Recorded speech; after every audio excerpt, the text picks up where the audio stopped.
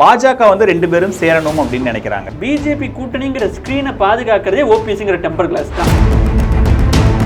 So அந்த temper glass Edappadi பிச்சு எரிஞ்சதே ஸ்கிரீனை உடைக்கணுங்கிறதுக்காக தான்.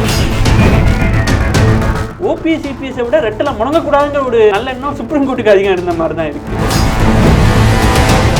எங்க டிவோர்ஸ் ஆனவங்க எதுங்க திரும்ப திரும்ப நீங்க சேர்த்து வைக்கிறீங்கன்னு செம்மலை வந்து ரொம்ப வெளிப்படையாவே கேக்குறாங்க. ஓபிஎஸ் சிபிஎஸ் கம்பைன் ஆகும். ஓகே, கம்பைன் ஆகாம டிஸ்பியூட்ல இருந்தா அது கண்டிப்பா என்டிஏக்கு லாபம் இல்லைங்கிற முடிவுக்கு அவங்க வந்துட்டாங்க. இப்போ டெல்லி தலைமை வந்து ரெண்டு பேரும் சேரணும்னு விருப்பப்படுறத இபிஎஸ் ஏத்துப்பாரா? ஓபிஎஸ் சேர்த்துக்கிறதுக்கான சான்சஸ் இருக்கா? கண்டிப்பா இல்ல. இனிமே வந்து ஓபிஎஸ் இணைச்சிக்கிட்டு பாஜக அலைன்ஸ் அதுக்கெல்லாம் எடப்பாடி பழனிசாமி தயாரா இல்ல. பிஜேபி சப்போர்ட்ல பன்னீர்செல்வம் சீஃப் மினிஸ்டரா வந்து விடாதுங்கிற பயமா ஒரு மனசுல இருக்கு. இது எல்லாம் சேர்த்துதான் அவர் பிஜேபி கழட்டி விடணுங்கிற முடிவு வந்தாரு. எடப்பாடி பழனிசாமி வந்து பாஜக கையை விட்டு போறத பாஜக விரும்புவாங்களா? டெல்லி பிஜேபிக்கு ஓபிஎஸ்க்கும் சப்ஸ்டான்சியல் செல்வாக்கு தமிழ்நாட்டில் இருக்குன்னு தெரிஞ்சதுனால தான் ஐபி ரிப்போர்ட் அதை சொன்னதுனால தான் அவங்க ரெண்டு பேரும் சேர்க்கணுங்கிற முடிவே. 26 ஸ்டாலினுக்கு எதிராக நம்ம சிஎம் கேண்டா வரணுங்கிறது மட்டும்தான் அவருடைய டார்கெட். அவருடைய பிரைமரி கோலை கட்சியை கண்ட்ரோல் பண்ணணும். தேர்தல் முடிவுக்கு அப்புறம் ஓபிஎஸ் என்ன பண்ணுவாங்க? அது பார்லிமெண்ட் எலெக்ஷன் வந்து இந்த டிஸ்பியூட் ஏற்றுக்கிட்டே போகும். ஜப்பா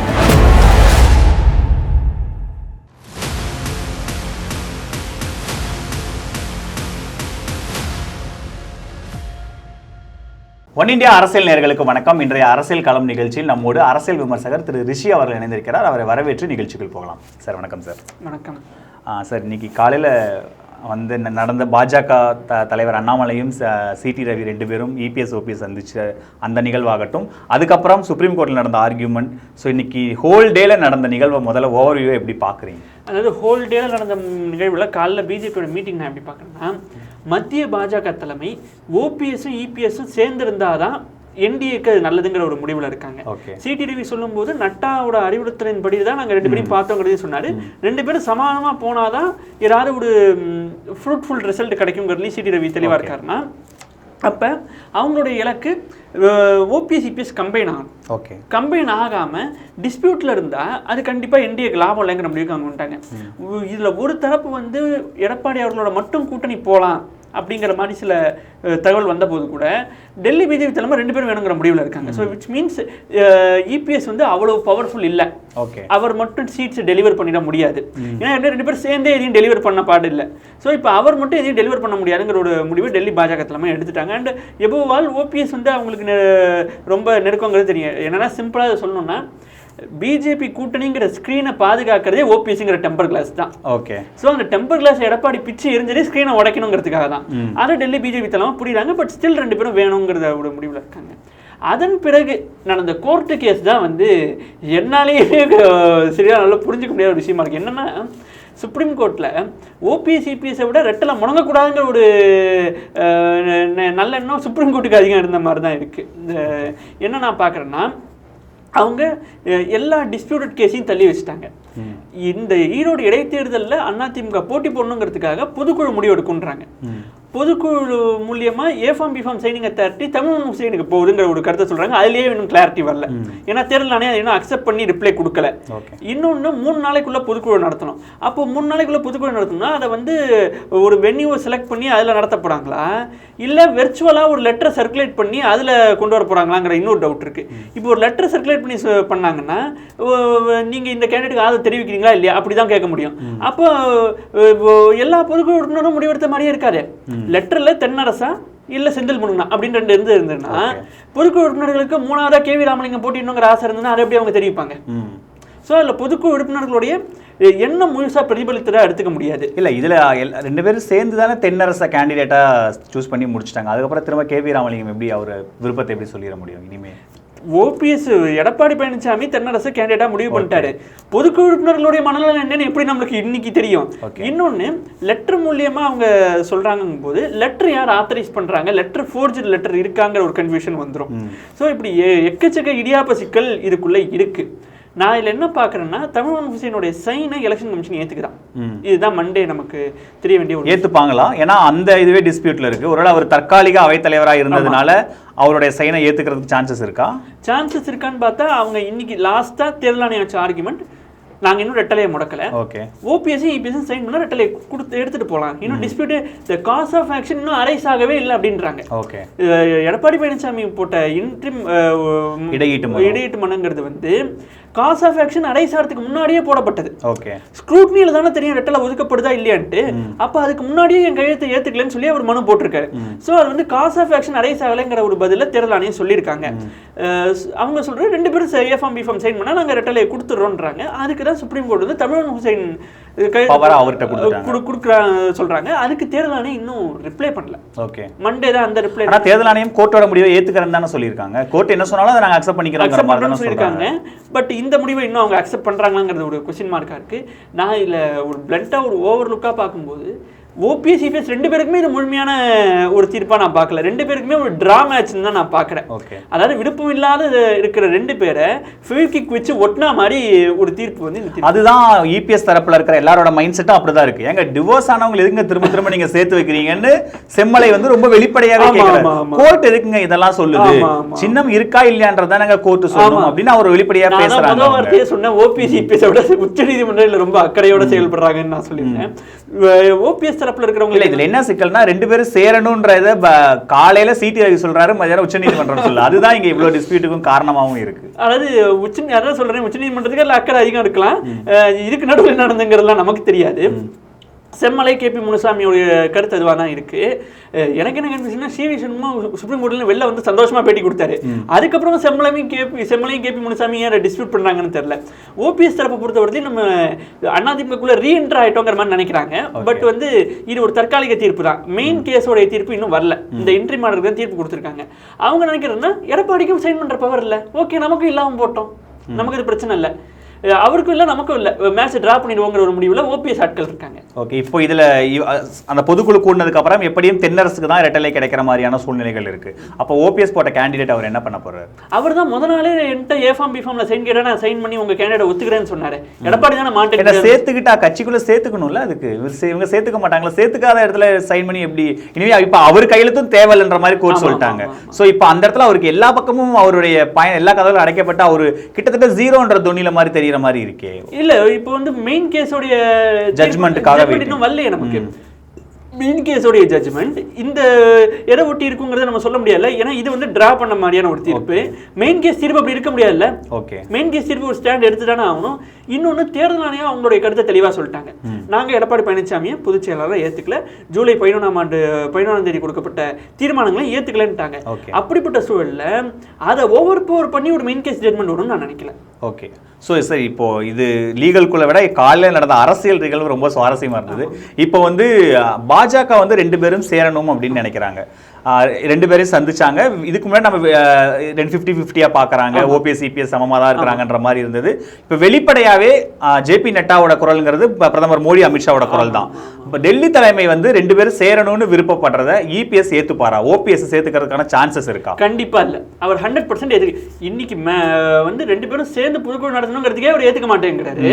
அப்புறம் பிஜேபி வந்து 2 பேரையும் இணைக்கணும். அப்போ பாஜக ஒரு பகச்சுக்க ரெடி ஆயிட்டாரு. பொன்னையன் இன்னைக்கு மார்னிங் என்ன பிரஸ் மீட் கொடுத்தாருன்னு பாத்தீங்கல்ல, அந்த பிரஸ் மீட் தெளிவா இருக்கு. இன்னும் வந்து எல்லாரும் ஆவலோட எதிர்பார்க்கறது 3 வாரம் கழிச்சு பத்திரிகைகளுக்கு காட்சி அளித்த சிவி சண்முகம் அவர்கள் திங்கட்கிழமை காலைல 11 மணிக்கு ராஜ்யசபால என்ன பேச போறாரு, அவரோட கன்னி பேச்சு என்னங்கிறத அனைத்து மக்களுடைய எதிர்பார்ப்பா இருக்கு. அவருக்கு பிஜேபி அட்டாக் பண்ணுவாருங்கிற ஒரு எதிர்பார்ப்பு கூட கூறப்படுது. ஸோ எடப்பாடி பழனிசாமி அந்த காம்ப்ரமைஸுக்கு ரெடியா இருக்கிற மாதிரியான விஷயத்துல தெரியல. நான் ஆல்ரெடி சொன்ன மாதிரி அவர் ஓபிஎஸ்ங்கிற டெம்பர் கிளாஸ் பிக்சரு பிஜேபியை காட்டி விட்டுருக்காரு. ஸோ அப்போ வந்து அவர் பிஜேபியை வந்து எதிர்க்கிறது இந்த இடைத்தேர்தலில் இருந்து அடுத்த இந்த பொது தேர்தல் நடக்கிற 1 இயருமே அவர் பாஜகவை சைமல்டேனியஸா பாஜக எதிர்த்து கடைசியாக பாஜக இல்லாத ஒரு கூட்டணி அப்படின்றது அவரோட திட்டமா இருக்கா? பாஜக இல்லாம சிவசேனா, பகுஜன் சமாஜ், தெலுங்கானா ராஷ்டிரிய பாரதிய ராஜ்ய சமிதி, ஆம் ஆத்மி இது மாதிரியான கட்சிகளோட கூட்டணி வைக்கிறதுக்கான வாய்ப்பு தான் அவருக்கு இருக்கு. தமிழ்நாட்டில் அவங்க அங்கங்க அவங்க இருக்காங்களானே தெரியல. அவங்க சின்ன பார்ட்டியா இருக்காங்க. தேர்தல் அவங்க ப்ரையாரிட்டி என்ன? நீங்க என்ன சொல்ல வரீங்க? அப்ப தமிழ்நாட்டில் இருக்கிற எந்த கட்சிகளும் இவருடைய தலைமையை ஏற்று கூட்டணி போக விரும்பலன்னு அர்த்தம். அதுதான் இப்ப அந்த ரிஸ்க் அவர் எடுப்பாரான்னு நான் கேட்கிறேன். எடப்பாடி பழனிசாமி அவருக்கு அந்த யதார்த்தம் அவருக்கு புரியும் இல்லை. ஏன்னா பாஜகவை வச்சுதான் புதிய தமிழகம்ல இருந்து ஜான் பாண்டியன்ல இருந்து பாமக முதல் கொண்டு தேமுதிக எல்லாமே பாஜக தான் அந்த அலையன்ஸே ஃபார்ம் பண்ணாங்க 2019. அப்போ பாஜக ஆதரவு இல்லாம எடப்பாடி பழனிசாமி இந்த அலையன்ஸை ஃபார்ம் பண்ணிட முடியுமா? திரும்ப இந்த பாஜக ஆதரவு இல்லாம இண்டிவிஜுவலா எடப்பாடி பழனிசாமிக்கு ஆதரவு கொடுக்கறதுங்கிறது 3 பேர் எடுத்துக்கலாம். தமாக ஜி.கே. வாசன் அவர்கள். அவருமே பார்லிமெண்ட் எலெக்ஷன்ல இந்த நிலைப்பாடு எடுப்பாராங்கிறது டவுட் இல்ல. பாஜக சொல்லி தான் அந்த ராஜ்யசபா சீட்டையே வந்து அதிமுக வாங்கி கொடுத்தாங்க. அதனால பாஜகவோட அவர் நல்ல சாஃப்ட் கார்னரா இருக்காருன்ற ஒரு துணியும் இருக்கு. ஆமா. ரெண்டாவது வந்து பூவே ஜெகன்மூர்த்தி, இவரால ரெட்டலையில எம்எல்ஏ ஆன பூவே ஜெகன்மூர்த்தி. மூணாவது கிருஷ்ணசாமி கொடுத்திருக்காரு. இந்த 3 பேரை தவிர இண்டிவிஜுவலா இவருக்கு யாரும் இன்னும் ஆதரவு கொடுக்கல. சோ இப்படிப்பட்ட ஒரு கூட்டணி தான் அவர் கட்ட முடியுங்கிற சூழல் இருக்கு. இப்போ 2 பேரும் இந்த சுப்ரீம் கோர்ட் தீர்ப்பின் அடிப்படையில் 2 பேரும் ஃபோர்ஸ்ஃபுல்லாக ஒட்ட வச்சு ஒரு பொதுக்குழு நடத்துறதுனால பிஜேபிக்கு ஆதரவு அளிச்சாங்க இல்லையா கட்சிகள், அவங்களும் எந்த லைனை டோ பண்ண போறாங்கிறத வெயிட் பண்ணி தான் பார்க்கணும். அதான் சார், இப்போ திரும்ப பாஜக வந்து வெளிப்படையாவே 2 பேரும் சேரணுங்கிற இடத்துக்கு அவங்க நகர்ந்துட்டாங்க.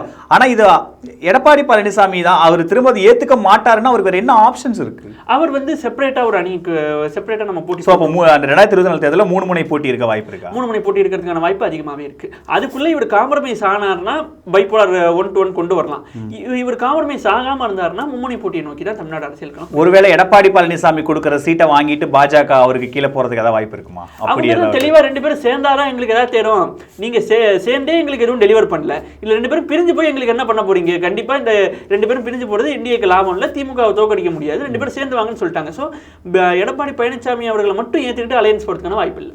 இப்போ இதுல எடப்பாடி பழனிசாமி வந்து பாஜக கையை விட்டு போறத பாஜக விரும்புவாங்களா? அவர் நம்ம கையை மீறி போறாரு, அவர் நம்ம கைக்குள்ள இல்லங்கிறத அண்ணாமலையை விட்டுருங்க, அமித்ஷா மோடி எப்படி பார்ப்பாங்க? அவங்க தான் 2 பேரும் இணைச்சு கொண்டு வரணும் தானே அவங்க முயற்சி பண்றாங்க. இல்ல அவர் தான் சேரலன்னு அவர் சொல்லிட்டு அவர் அந்த தொனிக்கு வந்துட்டாரு இல்ல, இனிமே அவங்க அதை எப்படி ஃபர்தராவும் அதான் முயற்சி. ஏன்னா இப்போ இந்த இடைத்தேர்தல்ங்கிறது வந்து டிரா மேட்ச் மாதிரி ஆனதுனால ஃபர்தராவும் ஒரு 6 மாசம் இதுக்கான முயற்சிகள் தான் நடந்துகிட்டே இருக்கும்.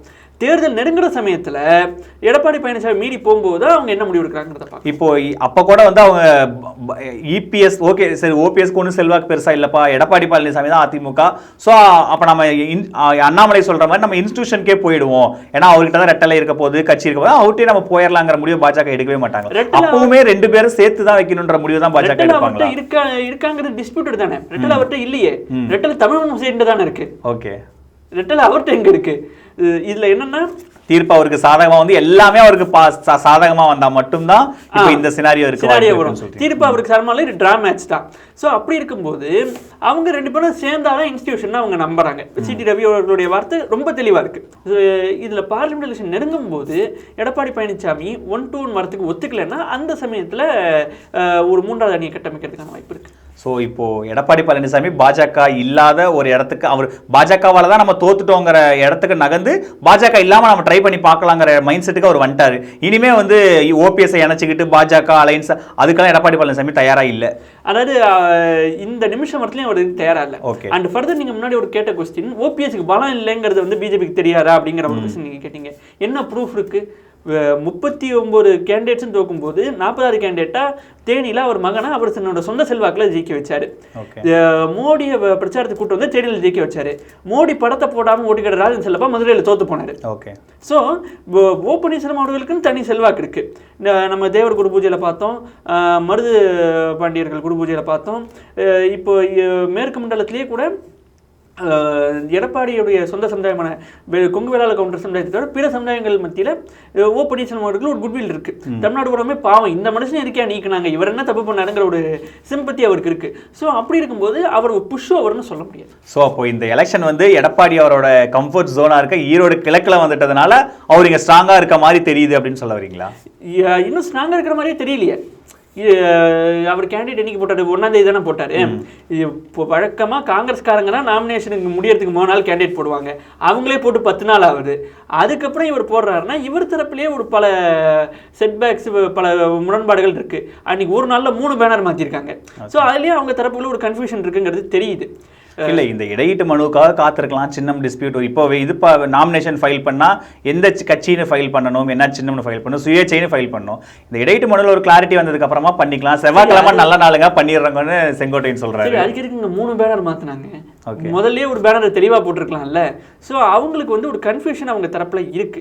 டெல்லி பிஜேபிக்கு ஓபிஎஸ்க்கும் சப்ஸ்டான்ஷியல் செல்வாக்கு தமிழ்நாட்டில் இருக்குன்னு தெரிஞ்சதுனால தான் ஐபி ரிப்போர்ட் அதை சொன்னதுனால தான் அவங்க 2 பேரும் சேர்க்கணுங்கிற முடிவே இருக்கு. ஸோ இப்போ இதுக்கு இந்த 2 பேரும் சேர்க்கணுங்கிற முடிவுக்கு பின்னாடி பல ஒர்க் இருக்கு. மேற்கு மண்டலத்திலேயே வந்து எடப்பாடி பழனிசாமியால மட்டும் சீட்டுகளை வெற்றி பெற்று கொடுத்துட முடியாதுங்கிற ஒரு ரிப்போர்ட் தான் அவங்க 2 பேரும் சேரணுங்கிற ஒரு கருத்துக்கு வந்திருக்காங்க. இல்ல இது எல்லாமே உணர்ந்தவர் தான் எடப்பாடி பழனிசாமி. ஆனாலும் பிஜேபி வேண்டாங்கிற இடத்துக்கு அவர் ஏன் நகர்றாரு? அவர் வந்து என்ன சொல்றது, எக்ஸுக்கு ஒய் மேல ஆசை, ஒய்க்கு இசட் மேல ஆசைங்கிற ஒரு பழமொழியின் அடிப்படையில் தான் அவர் நகர்றாரு. அவர் கிறிஸ்டின் முஸ்லீம் ஓட்டை பிரேக் பண்ணா மட்டும்தான் நம்ம வெற்றி பெற முடியும்னு நம்புறாரு. இன்னொன்னு, வெற்றி பெற்றாலும் பிஜேபி சப்போர்ட்ல பன்னீர்செல்வம் சீஃப் மினிஸ்டரா வந்து விளையாடுங்கிற பயமா ஒரு மனசுல இருக்கு. இது எல்லாம் சேர்த்துதான் அவர் பிஜேபி கழட்டி விடணுங்கிற முடிவுக்கு வந்தார். டே ஒன்னே அவர் அந்த முடிவுக்கு வந்தார். ஜூலை 7 2021 CV சண்முகம் நிர்வாகிகள் கூட்டத்தில் 14,000 இஸ்லாமியர் ஓட்டுல 200 ஓட்டு மட்டும் தான் எனக்கு கிடைச்சது, அதனால தான் நான் தோற்று போனேங்கிறத சொல்லியிருந்தேன். அது வந்து எடப்பாடி பழனிசாமி அவர்களுடைய வாய்ஸ் தான். CV சண்முகம், KP முனுசாமி, ஜெயக்குமார், வைகை செல்வன், செல்லூர் ராஜு, ராஜன் செல்லப்பா, அருள்மொழித்தேவன், கோஹரி, இவங்க எல்லாருமே வந்து EPS வாய்ஸ் தான். தங்கமணி, வேலுமணி, விஜயபாஸ்கர், என்னோட அடுத்த கேள்வி, இவங்க ஒத்துப்பாங்களா அதுக்கு? ராஜேந்திர பாலாஜி, இவங்க வந்து அந்த லார்ஜர் ஃபேக்ஷனோட இவங்க சேர்ந்து போக வேண்டிய ஒரு நிலைமை தான் இவங்களுக்கு இருக்கு. இவங்களுக்கு ரிசர்வேஷன்ஸ் இருந்தாலும் லார்ஜர் ஃபேக்ஷனோட சேர்ந்து போக வேண்டிய நிலைமை தான் இருக்குன்னா இவங்க ஐசோலேட் ஆயிடுவாங்க. வேட்பாளர் அறிவிச்சது SP வேலுமணி தான். அவரும் ஒரு சப்ஸ்டான்சியல் செல்வாக்குள்ள தான். வேலுமணி, தங்கமணி, விஜயபாஸ்கர், ராஜேந்திர பாலாஜினாலும் அவங்களால EPS டிஃபை பண்ணி அந்த இடத்துல போக முடியாது. ஸோ EPS இவங்க 2 பேருக்கு மத்தியில் பேலன்ஸ் பண்ணிட்டு இருக்காரு. ஸோ அப்போ வந்து இங்க அதிமுகக்குள்ள இருக்க பாஜக ஆதரவு, பாஜக எதிர்ப்புல இப்ப எடப்பாடி பழனிசாமி பாஜக எதிர்ப்பு பக்கம் இருக்காரு. KP முனுசாமி, CV அந்த சைடு இருக்காரு. அதாவது அதிமுக எடப்பாடி அணிக்குள்ள உள்ள 2 அணிகள். அதான் எடப்பாடிக்குள்ள 2 அணிகள், இப்ப பாஜக எதிர்ப்பு அணியில அவர் இருக்காரு. ஆமா ஆமா. ஸோ இப்போ அந்த மூடு தான் இப்போ எடப்பாடி பழனிசாமி கிட்ட இருக்கு.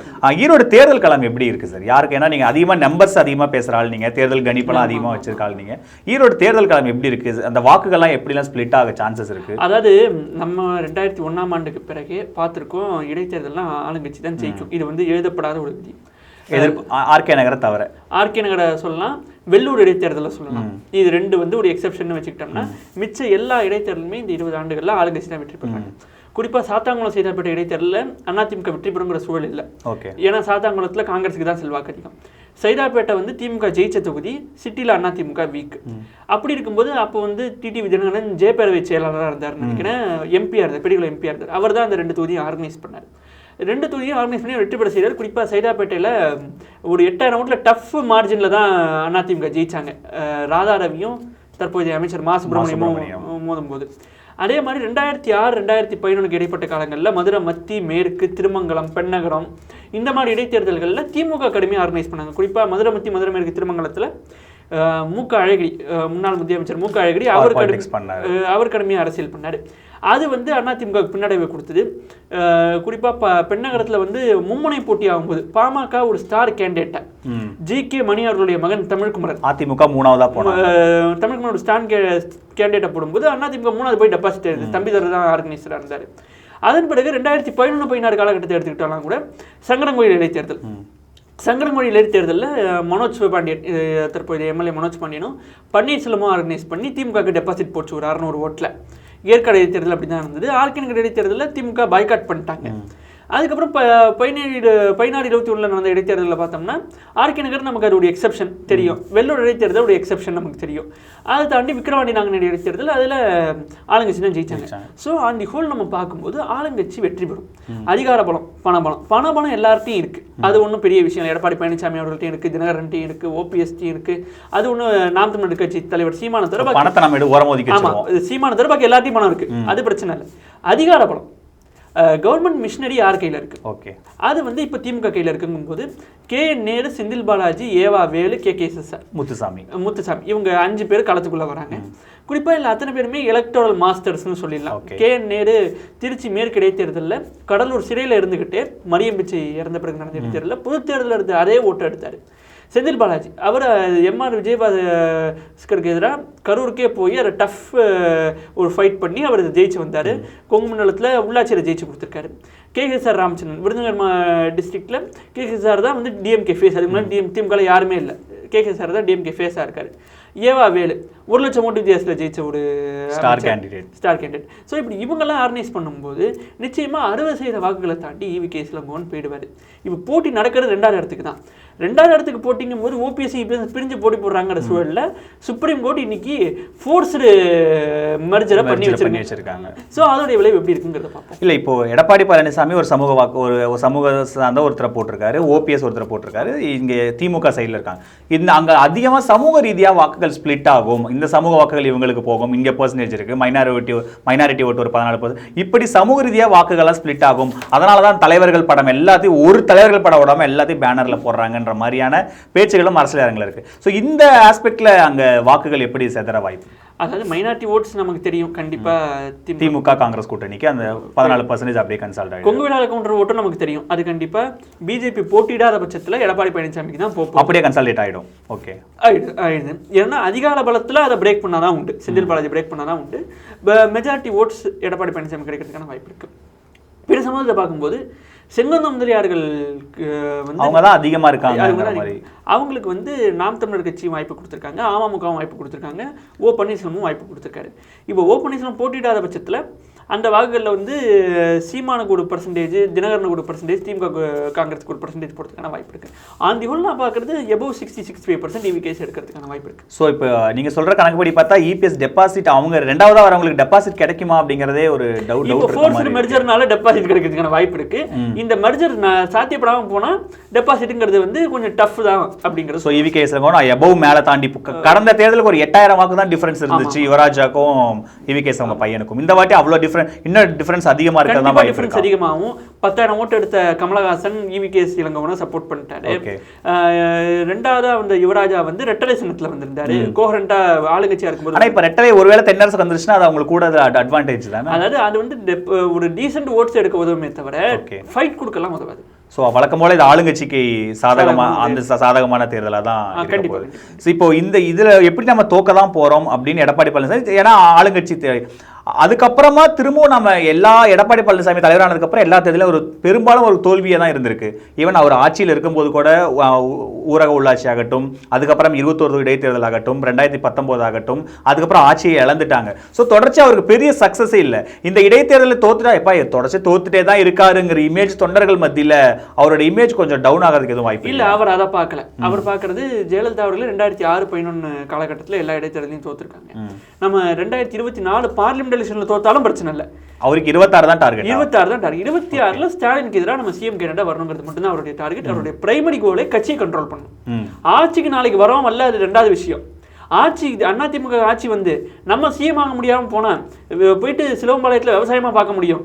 ஸோ அவருக்கு வந்து கட்சி தான் கண்ட்ரோல் இருக்கணும். ஆட்சி என்னைக்கு ஒரு தான் வரட்டும், அதை பற்றி அவருக்கு பிரச்சனை. இப்போ இந்த சைடில் EVKSல 65% வாக்குகள் போகும்போது அப்படி நம்ம கம்பேர் பண்ண இந்த பக்கம் அதிமுக சைடுமே நீங்கள் சொல்கிற அதே எலக்ட்ரல் மாஸ்டர்ஸான செங்கோட்டையன் களத்தில் இருக்காரு, KVR களத்தில் இருக்காரு, SP வேலுமணி களத்தில் இருக்காங்க. இவங்களும் அதுக்கு ஈக்குவலாக டஃப் கொடுப்பாங்கல்ல. ப்ளஸ் ரெட்டலை வந்துச்சுன்னா உங்களுக்கு இன்னும் கூடுதல் பலம் இல்லை. அப்போ அந்த மார்ஜின் இன்னும் நெருங்கி வர்றதுக்கு தானே வாய்ப்பு இருக்குது. ரொம்ப டஃப் ஃபைட் இருக்க மாதிரியான ஒரு இமேஜ் இருக்குல்ல. அதாவது மதுரை மேற்கு வந்து அதிமுக வெற்றி பெற்ற தொகுதி. ஓகே, அந்த தொகுதிக்கு இடைத்தேர்தல் வரும்போது அதிமுக காரங்க படுத்துட்டாங்க. செல்லூர் ராஜு தான் கேண்டிடேட்டா இருந்தாரு. தற்போதைய முன்னாள் அமைச்சர் செல்லூர் ராஜு கேண்டிடேட்டா வரும்போது அதிமுக காரங்க படுத்துட்டாங்க. திருமங்கலத்துக்கு இடைத்தேர்தல் வருது. திருமங்கலத்துலேயும் அதிமுக காரங்க ஃபோர்ஸ்ஃபுல்லாக நிற்கல. திருச்செந்தூருக்கு இடைத்தேர்தல் வருது. திருச்செந்தூர் வந்து அனிதா ராதாகிருஷ்ணன் ரிசைன் பண்ணிட்டு திமுக கண்டெஸ்ட் பண்ணுறாரு. அதிமுக காரங்களால பெருசாக ஃபைட் கொடுக்க முடியல, 25% வாக்குகள் தான் பெற்றாங்க. ஸோ அதே மாதிரி கம்பம், தொண்டாமுத்தூர், ஸ்ரீவைகுண்டம், பர்கூர், இளையாங்குடி, இந்த 5 தொகுதி இடைத்தேர்தல் வருது. இதில் வந்து பர்கூர் தம்பிதுரை ரிசைன் பண்ணி இடைத்தேர்தல் வருது. கம்பம் வந்து கம்ப ராமகிருஷ்ணன் ரிசைன் பண்ணி வருது. தொண்டாமுத்தூர் கண்ணப்பன் ரிசைன் பண்ணி இடைத்தேர்தல் வருது. இளையாங்குடி ராஜகண்ணன் கட்சி மாறினால வந்த இடைத்தேர்தல். ஸ்ரீவைகுண்டம் ஒரு இடைத்தேர்தல். இதில் ஜெயலலிதா பாய்காட் பண்ணிட்டே போயிட்டாங்க 5 இடைத்தேர்தல். இதில் வந்து ஜெயலலிதா அவர்களுக்கு ஸ்ட்ராங் ஹோல்டு உள்ள பகுதி. இதை பாய்காட் பண்ணுறாங்கன்னா இடைத்தேர்தலில் அதிமுக காரங்க ஃபோர்ஸ்ஃபுல்லாக நிற்க மாட்டாங்க. அதாவது இடைத்தேர்தலில் எந்த எதிர்கட்சிக்காரங்க ஃபோர்ஸ்ஃபுல்லாக நிற்கிறதுமே கஷ்டம். ஸோ நம்ம அந்த இடத்துல ரிஸ்க் எடுக்க வேணாம், எக்ஸ்போஸ் ஆகணும்னு அவங்க பாய்காட் பண்ணிட்டாங்க. ஸோ ரெட்டலையே கிடைச்சாலும் இவ்வளவு குழப்பங்களுக்கு மத்தியில் அதிமுக காரங்க ஃபைட் பண்ணுவாங்கங்கிற நம்பிக்கை எனக்கு இல்லை. இப்போ இந்த இடத்துல தினகரன் கேண்டிடேட் போட்டிருக்காரு. ஸோ தொடர்ச்சியாக இந்த தினகரனோட எமோஜுக்கு அப்புறம் அதிமுகவில் நிறைய இடங்களில் தினகரன் வந்து ஒரு டிசைடிங் ஃபேக்டராக அந்த மார்ஜினை வந்து தினகரன் வாக்குகளை வாங்கினதா இருக்கு.